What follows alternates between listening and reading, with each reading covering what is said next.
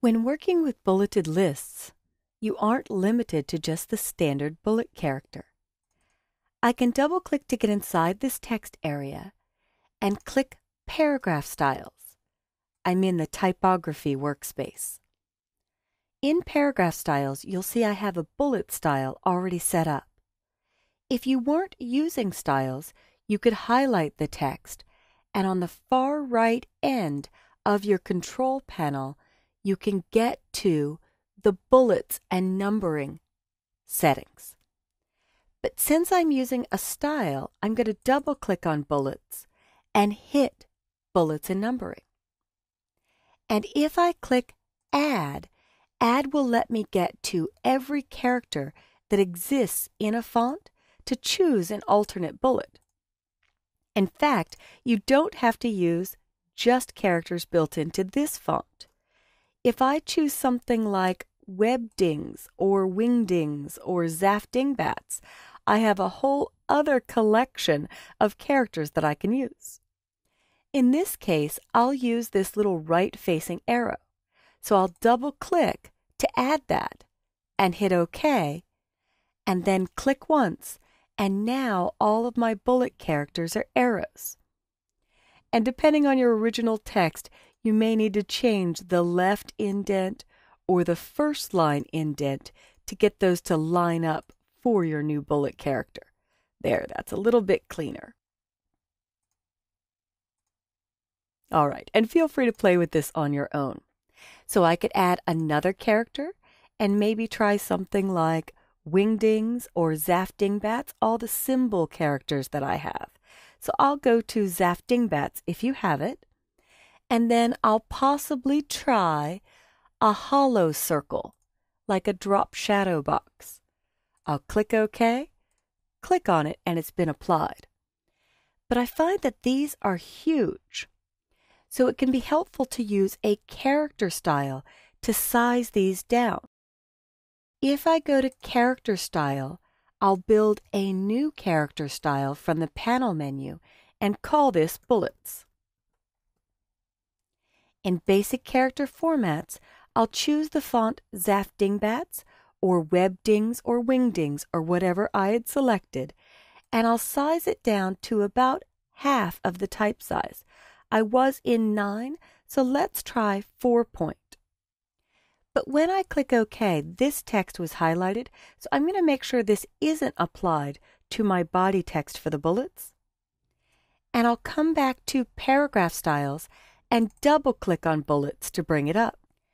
In Bullets and Numbering, I'll now choose the character style of Bullets, and they got smaller. So once that's been done, the next thing I like to do is shift these up or down on the line and maybe play with their size. So I deselected my text by clicking anywhere inside, and I'll go back to Character Styles and double-click on Bullets. Then I'll choose Basic Character Formats and size this up 1 point, and go to Advanced Character Formats and do a little baseline shift. I'm going to type 1 and hit Tab, and as long as Preview's on, I could see that it's shifting it up or down on the line. These look a little bit more oval than round, so I could even do a horizontal scale of maybe 70%. Or let's try 80%, and they start to look a bit more rounded. In fact, I'll zoom in with Command plus or Control plus, and then double-click on Bullets again so I can better eyeball this. In Advanced Character Format, I'll keep experimenting with my percent, and that looks far more round, so I'll click OK. And I'll choose Fit in Window, and we're going to use the Glyphs panel on the cover to add a graphic. So I'll click Pages and double-click on my cover, and draw a small text box and zoom in on it. In the Glyphs panel on the right, you could choose symbol fonts again, like Webdings or Wingdings or Zaftingbats.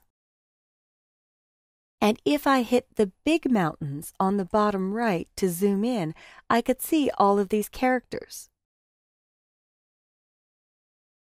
I scrolled until I found a symbol that I liked, and I'll double-click on it to insert it. In fact, this is very helpful even if I was on Minion or Myriad, one of the built-in fonts. You could see a lot of custom characters like the trademark symbol. And as I scroll up or down, you could find foreign language symbols, math symbols, fractions, common fractions like a third, a quarter, a half. You could even build your own fractions. Here I found the degree symbol or different variations of the letter O. When I delete, it goes back to webdings.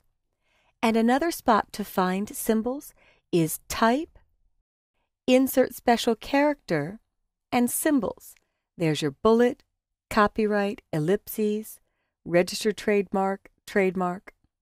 But one last thing for glyphs that I'll show is I'll go back to Myriad Pro, and I want to build a custom fraction like 5 30-seconds. So I will choose numerators, and it puts in all the numbers that are smaller and on the top of a fraction. I'll double-click 5, I'll double-click the slash, and I always remember denominators are down, so I'll choose denominators, and double-click the 3, and double-click the 2, and I've got a quick, easy fraction. I'm going to delete those characters and go back to just my little movie clip symbol, and I'll find that movie marker again, double-click it to insert it, and I need to make sure that I'm in the proper font, webdings or wingdings, there we go. I'll get glyphs out of the way, and I'll go to my selection tool. And with the selection tool, I can convert this custom glyph or character to a graphic by choosing Type, Create Outlines.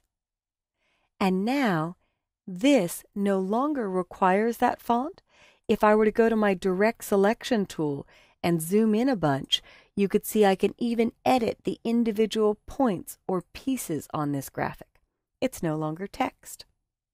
I'll undo that, and I'll fit in window, and I'll take that graphic with the selection tool and hold down Shift as I scale it up and finish it off by doing a lighter tint, 20%, and choosing Object, Arrange, Send to Back, and then positioning this where I'd like it on my postcard. So I've given you an overview of the Glyphs panel, and also using paragraph styles and editing your bullet style and character styles to do custom bullets with smaller sizes where we use baseline shift to control the alignment.